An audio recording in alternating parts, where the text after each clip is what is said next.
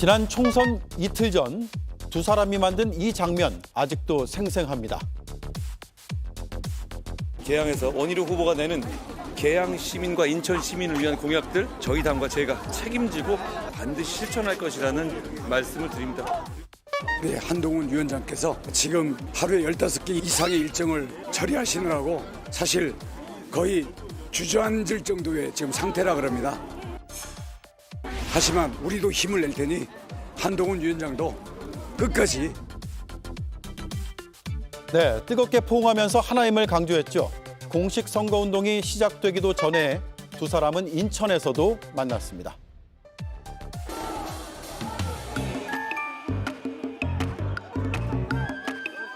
나 이거 사줘요. 예.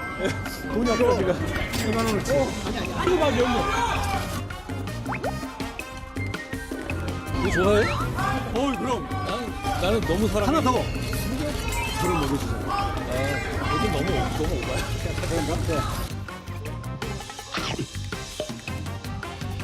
오버한데요.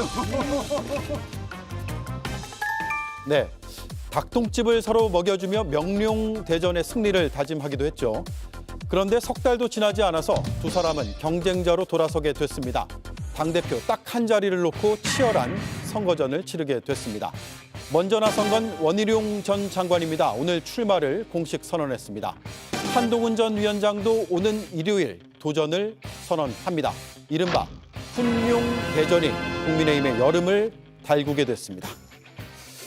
네, 오늘 함께할 네 분입니다. 김유정 전 민주당 의원, 김재원 전 국민의힘 최고위원, 윤재관 혁신정책연구원 전략 담당 부원장, 김용남 전 개혁신당 정책위 의장 나오셨습니다. 안녕하세요. 네, 안녕하세요. 네, 김재원 의원님, 혹시 어느 캠프에 들어가세요? 아니요. 안 들어가십니까? 안 들어갑니다. 아, 그러세요? 네. 예, 알겠습니다. 혹시라도 들어가시면 어느 캠프에 가고 싶다 이런 마음을 가지신 적 있으세요? 아니요. 예, 알겠습니다. 정치가 참 변화무쌍한 것 같습니다.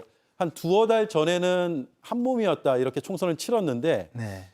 총선 끝나고 한 두 달, 세 달 다 돼가죠. 이제 경쟁자가 됐거든요. 네. 시청자들 보기에는 정치는 원래 이런가라고 싶기도 할 것 같아요. 그러나 이제 그때 당시에는 또 정치적 목적과 개인적인 목적이 모두 일치했고 특히 대의 명분이 충분히 합치되는 지점에 두 분이 있었고 네. 지금 현재는 이제 경쟁자가 된 것이죠. 특히 이 한동훈 위원장과 원희룡 전 장관이 지향하는 점이 약간 지향점이 달라져서 아주 그 불꽃 튀기는 경선을 해야 될 상황이 돼버렸습니다. 예. 그러다 보니까 상당히 보시는 분들은 흥미진진할지 몰라도 두 분들은 조금 어색한 점은 있을 거라고 봅니다. 한 분은 국토부 장관, 한 분은 법무장관으로 네. 뭐 자주 그 국무회의에서 만났을 것이고 그렇죠. 또 여러 가지로 국정을 놓고 의논도 했을 텐데요. 지금 와서 이제 저분들이 조금 다른 이야기를 하고 전당대회에서 상당히 강하게 부딪혀야 될 상황이 되었는데 다만 인간적으로 인신공격을 하거나 또는 좀 나쁜 모습을 보이지 않았으면 하는 마음은 있습니다. 네. 과거에 우리 당의 전당대회에서는 사실 인신공격이나 이런 점이 별로 없었는데요. 홍준표 후보가 등장하고 나서 그때부터 이제 인신공격이 시작했거든요. 예. 그래서 좀 이번에는 그런 점은 좀 없었으면 하는 바람입니다. 네. 자, 김용남 의원님, 두 사람이 이제 검찰 선후배 출신이죠. 그리고 초대 국무위원을 지냈고, 그리고 좀 전에 이제 닭똥집 먹여주는 영상을 보면 서로 반말도 하거든요. 그래서 굉장히 친한 거 아니냐 이런 생각들을 하게 되는데 관계가 어떻습니까? 글쎄 두 분 다 검사 출신인 거는 맞지만 같이 근무한 적은 없어요. 네. 왜냐면 원희룡 전 장관이 검사를 제 기억으로는 한 3, 4년밖에 안 했었거든요. 그리고 일찍 그 옷을 벗고 나갔다가 바로 또 국회에 들어와서 의정 활동을 시작했기 때문에 검사로서 뭐 같은 청에 근무한다든지 인연을 맺을 일은 별로 없었고요. 대략 학번이 10년 정도 차이 나죠.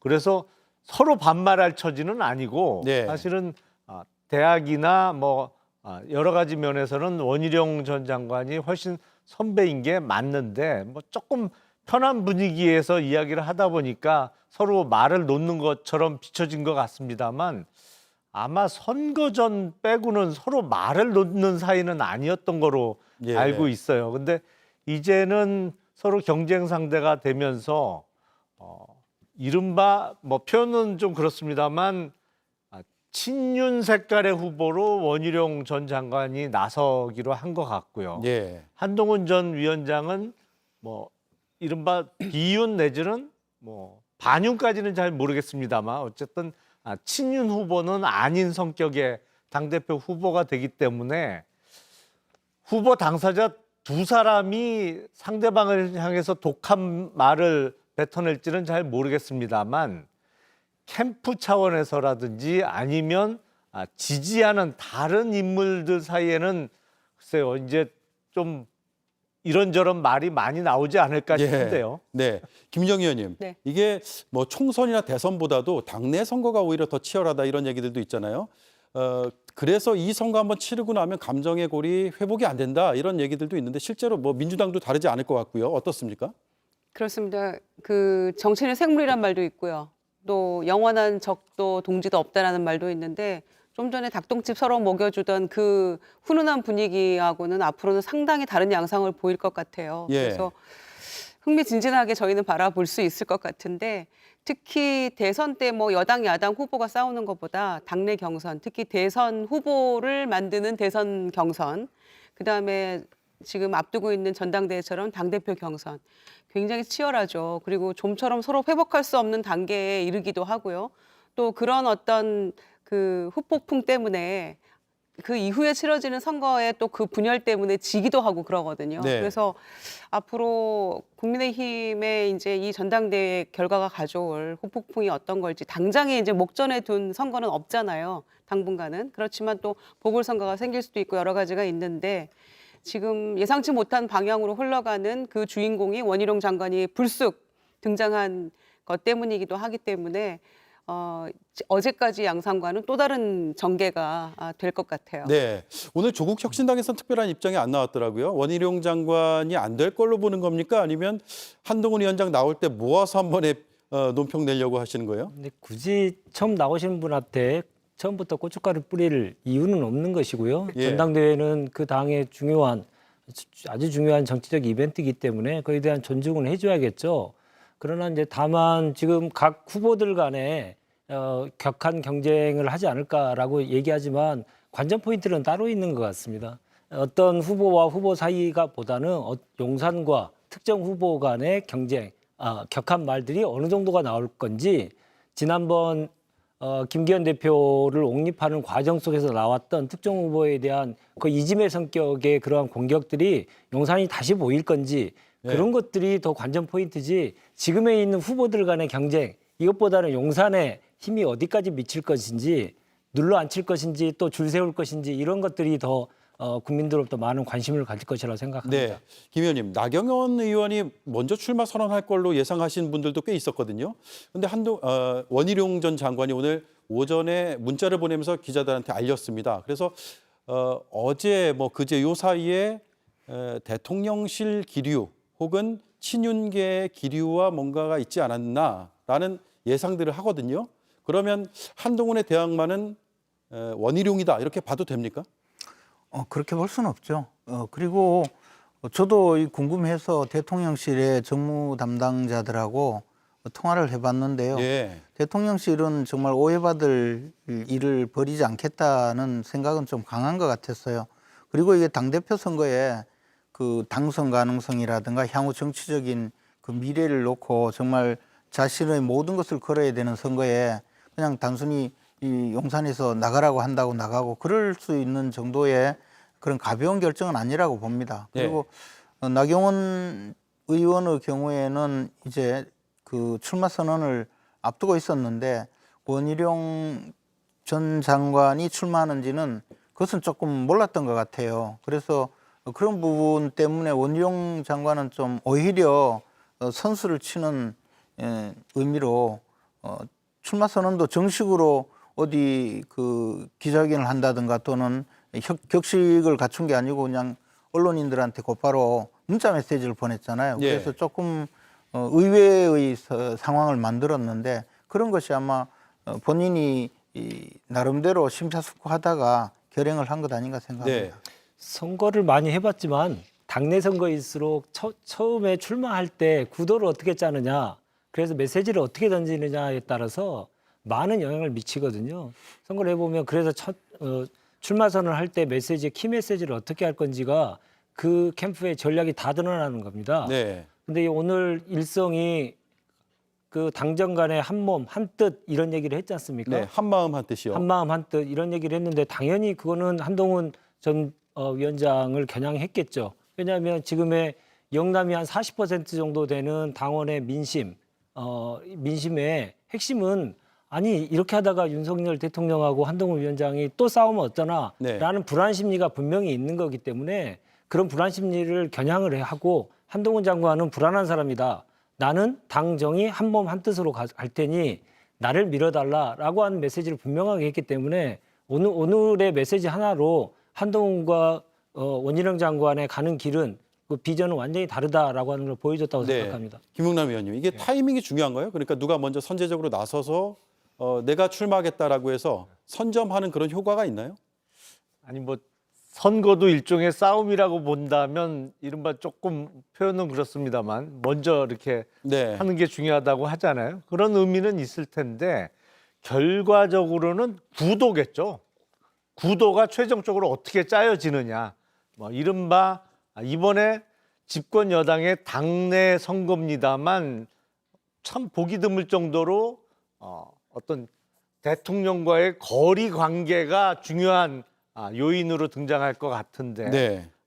뭐 친윤 색깔이냐 비윤 내지는 반윤 색깔이냐 아니면 그 중간에 서 있는 제3의 후보냐 뭐 이런 선거 구도가 어떻게 짜여지고 선거 전에 들어가서 서로 주적이 생길 거잖아요. 가장 강력한 경쟁 상대자가.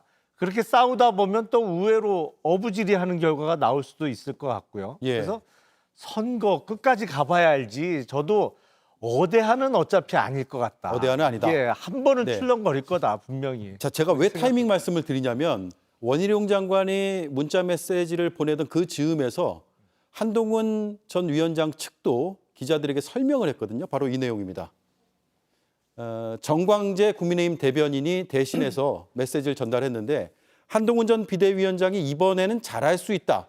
잘해서 보수 정당의 정권 재창출을 만들어내야 한다고 말을 했다라고 해서 비슷한 타이밍으로 메시지가 하나씩 나왔거든요. 근데 이제 저는 저 메시지를 보고요. 네.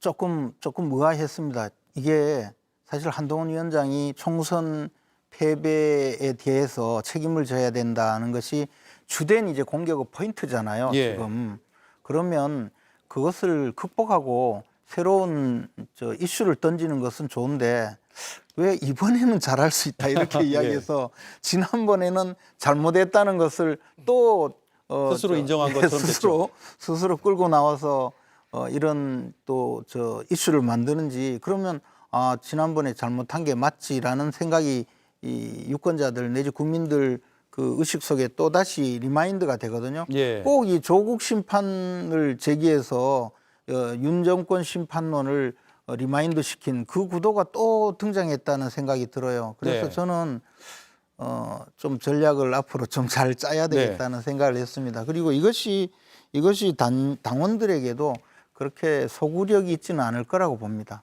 네. 김인정 의원님, 지금 보면은 이번엔 잘할 수 있다라는 건 짚었고 그 아래 보면 잘해서 보수 정당의 정권 재창출을 만들어내야 한다라는 메시지가 있단 말이에요. 결국은 이번 당대표 선거에서 차기 주자로 가장 부각되는 나를 좀 뽑아야 되지 않겠냐 이런 메시지로도 읽히거든요. 네. 지금 현재는 뭐 이재명 대표가 앞서고 있고요. 그다음에 그 여권 쪽에서는 한동훈 전 위원장인 것은 뭐 틀림없는 사실이잖아요. 네. 그런데 이제 그게 얼마나 지속 가능할지는 앞으로 두고 봐야 되는 것이고 당대표가 되느냐 또는 대표가 돼서 얼마만큼 잘하느냐 문제가 달려 있는데 저는 이번에는 잘할 수 있다라고 하는 것은 여러 가지 함의를 가지고 있다고 생각해요. 용산과의 관계를 단절하지 않고는, 소위 단절이라 함은 뭔가 비판의 목소리를 크게 내고 국정 운영 기조도 바꿔달라, 또 특검법도 수용하라, 이런 목소리를 내지 않고서는 잘할 수가 없어요. 네. 그건 민심과 완전히 배치되는 거지 않습니까? 지금 대통령이나 대통령실이 하는 모습은. 그러니까 그것과는 반대로 가야만 잘할 수 있는 거가 되는 거거든요. 그래서 이미 정광재 대변인 그 메시지 안에는 한동훈 위원장의 어떤 여러 가지 마음이 담겨 있는 메시지 같아요. 네. 그래서 이로써 정확하게 비윤 후보로서 자리매김하는 것 같고요. 네. 그래서 나경원 의원은 사실은 지난 전당대회 때는 약간 탄압받는 이미지였잖아요. 그리고 4년간의 어떤 그 원외 공백기를 통해서 이번에 이제 원내 입성을 했는데, 그러면서 본인이 만들어낸 약간의 조금 그 중도 이미지, 이런 것들을 놓치고 싶지 않으면서도 동시에 또 친윤이나 또 이 당원들의 표를 얻고 싶은 마음도 있고, 네. 그러다 보니까 어정쩡하게 있다가 저는 실기를 한 것 같아요. 네. 그래서 이제 그 빈틈을 헤집고 원희룡 전 장관이 딱 선수를 치고 들어온 것인데, 그래서 두고 봐야 될 것 같다는 생각이고, 결선 투표 가서 또 어떻게 될지. 그러니까 한동훈 전 위원장의 1차 목표는 용산과의 관계 설정을 아마 이미 암시한 것 같고요. 두 번째는 1차 과반 득표로 당선되는 거를 목표로 가지 않으면 결선 가면 김용남 의원님 말씀에 그 흔들림이라는 게 올 수도 있다고 생각해요. 네. 자, 지금 여의도의 대산 빌딩이라고 있죠. 여기 그 캠프 사무실이 차려졌다고 하는데 영상 준비가 좀 돼 있으면 보여주시죠. 명당 자리라고 알려져 있습니다. 벌써 화환도 많이 왔다고 하는데 민주당에서도 과거에 좀 인연 있는 빌딩 아니에요? 네, 그렇습니다. 저 문재인 대통령의 후보 시절에 썼던, 저도 저기서 근무를 했던 적이 있었는데요. 뭐 이렇게 그 별로 의미 없는 얘기 가지고 말을 좀 이제 재밌게 하려고 하는 것 같은데요. 네. 더 중요한 것은, 제일 중요한 것은 국민들이 분명하게 입장을 요구하고 있는 한동훈 특검을 비롯해서 최상병 특검, 김건희 특검법에 대한 본인의 입장을 분명하게 밝히고 그런 것들의 정보법을 가지고 얘기하는 게 더 맞지 않을까 생각이 듭니다. 네. 그리고 전당대회 얘기를 했으니까 잠시만 좀 말씀드리고 싶은데, 7월 23일 날 국민의힘이 전당대회 하기 전에 7월 20일 날 저 조국 혁신단도 전당대회가 있습니다. 많은 혁신적인 내용들을 담아서 전당대회를 할 텐데요. 저희 조국 혁신당의 전당대회도 많은 관심을 좀 부탁드립니다. 알겠습니다. 그다음 조국 외에는 없는 거 아닙니까? 네. 조국당인데. 보시면 네. 알죠. 자, 오늘 여론조사가 하나 나왔거든요. 한번 보시면 국민의힘 당대표 적합도 조사에서 전체, 그러니까 일반 뭐 유권자가 될 수도 있고요. 일반 국민이 될 수도 있죠. 숫자와 국민의힘 지지층의 숫자가 조금 달리 나왔어요. 그러니까 국민의힘 지지층에서는 한동훈 후보라고 표현할게요. 한동훈 후보가 좀 많이 나왔고 유승민 전 의원은 좀 적게 나왔는데 일반 조사는 좀 다르다는 거죠. 이건 지난번에도 한번 짚었으니까 넘어가겠습니다. 그리고 원희룡 장관 출마 선언으로 결국은 나경원 의원이 좀 애매해지는 거 아니냐, 좀 상황이 묘해지는 거 아니냐, 출마를 안 한 거 아니냐, 이런 얘기들도 좀 있었거든요. 어떻게 전망하세요? 그런데 이미 이른바 캠프 좌장 역할을 맡아주실 분도 정했던 것으로 알려지고는 있죠. 예, 예. 그래서 여기서 접기도 조금 상황이 어려워진 거 아닌가 싶은데, 저는 글쎄요, 꼭 그 선거 구도라는 게 양강 구도로만 가지 않을 가능성도 있거든요. 네. 예를 들어서 두 후보가 너무 치열하게 싸우다가 그 당원들이 보기에 이거 너무 심하다, 아니면 둘 중에 어느 하나가 이기면 당이 잘못하면 뭐 분열이 가거나 좀 분위기가 어려워질 수도 있겠다 그러면 제3의 선택으로 쏠릴 수도 있는 거니까요. 물론 네. 결정은 본인이 해야 되겠습니다만, 뭐 원희룡 전 장관이 출마했다고 그래갖고 출마를 접는다? 그러면 앞으로 어떤 선거를 출마할 수 있겠어요? 네, 김전 의원님. 그러면 결국 한동훈, 유승민, 원희룡, 나경원, 여기에 윤상현 의원도 출마 의사를 밝히고 있어서 그렇게 5명이 경쟁하는 구도로 계속 갈까요? 근데 유승민 의원은 전혀 의견을 밝히거나 아예 이제는 이름도 잘 나타나지 않거든요. 예. 아마 유승민 의원은 나오기가 상당히 어려울 거라고 봅니다. 특히 저런 일반 국민 여론조사라고 해서 지지율이 높게 나오지만 내부적으로 들어가 보면 민주당 또는 조국당 지지율이 대부분이거든요. 예. 그래서 사실 국민의힘 대표를 맡기보다는 민주당이나 조국혁신당에 가서 표를 얻어야 되는 것 아닌가라는 생각이 들 정도이기 때문에 항상 이제 이게 딜레마거든요. 유승민 의원의 경우에는요. 그러니까 아마 제가 보기에는 한동훈, 원희룡, 나경원 그리고 윤상현 의원의 사자구도가 되지 않을까 생각합니다. 알겠습니다. 오늘 이준석 전 국민의힘 대표, 현재 개혁신당 의원이 기자들 앞에서 이런 얘기를 했거든요. 잠시 들어보겠습니다. 지금 원장관이 출마하게 된 배경에는 나머지 후보들에게 아무것도 하지 않으면 아무 일도 일어나지 않을 것이다라는 사실상의 메시지를 보내는 게 아니겠느냐라는 생각이 가장 먼저 떠오릅니다. 대통령의 의중이 작용하기 시작했다 이렇게 평가할 것 같습니다. 네. 자, 용산은 원희룡 전 장관에게 마음이 있다. 그러니까 한동훈 전 위원장은 뭐 출마를 포기하라고까지는 못하지만 이 당원들에게 지지를 좀 하지 말아달라라는 메시지로 볼 수 있습니까? 글쎄, 일단 친윤계 쪽 지원을 받을 당대표 후보가 누군지는 보이는 거죠. 예. 사실상. 그런데 작년 3월 8일에 있던 국민의힘 전당대회하고는 지금 양상이 많이 달라졌잖아요. 그때만 해도 정말 대통령실이 워낙 막강했고 또 윤석열 대통령이 취임한 지 채 1년이 안 된 시점이었기 때문에 네. 용산에서 거의 만드는 당대표가 가능했지만 지금은 그런 상황이 전혀 아니기 때문에 선거 구도는 뭐 용산에서 마음대로 할 수 없을 거고요. 다만 친윤계라고 확실히 알려진 현역 의원들이나 정치인들이 어떤 후보를 도울지는 대충 짐작은 가는 상황이죠. 네. 김희정 의원님, 네. 이번에도 이제 대통령실에서 뭐 개입은 아니겠지만 어떤 마음 의중을 갖고 있다라는 얘기들은 나오거든요. 이건 뭐 지난 정부 때도 있었고요. 그러니까 민주당 정부나 뭐 국민의힘 정부나 뭐 크게 다르지는 않을 것 같습니다. 물론 뭐 정도의 차이는 있겠지만 그런데 국민들이 봤을 때는 당에서 당대표 뽑는데 왜 대통령실의 이런 의중들을 언론에서 보도하지라고 생각할 수 있거든요. 집권 여당이기 때문에 또 대통령을 보유한 당이잖아요. 또 1호 당원이라고도 하고 뭐 명예대표라는 표현도 나왔었잖아요. 그러니까 아무래도 관심이 갈 수밖에 없고 더군다나 작년 국민의힘의 3.8 전당대회 때 세게 개입을 했잖아요. 그러니까 바로 이제 그랬던 세게 겪어봤던 이준석 전 대표로서는 뭐 저렇게 대통령의 의중이 작동하기 시작했다라고 아마 경험해본 자로서 얘기할 수 있는 것 같은데 네.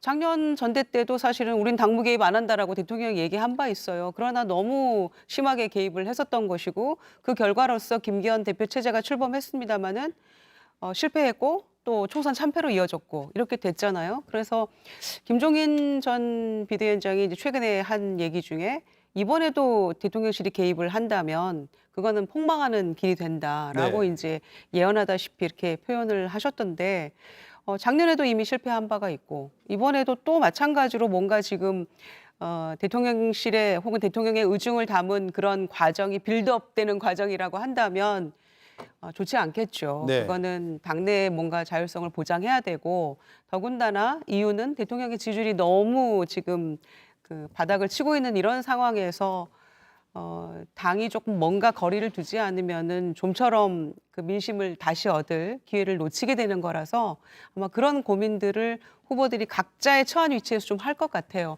원희룡 장관은 뭐 당정 한 몸 이런 얘기 주장하고 있습니다만은 지금의 문제는 너무 한 몸이어서 문제 아닌가요?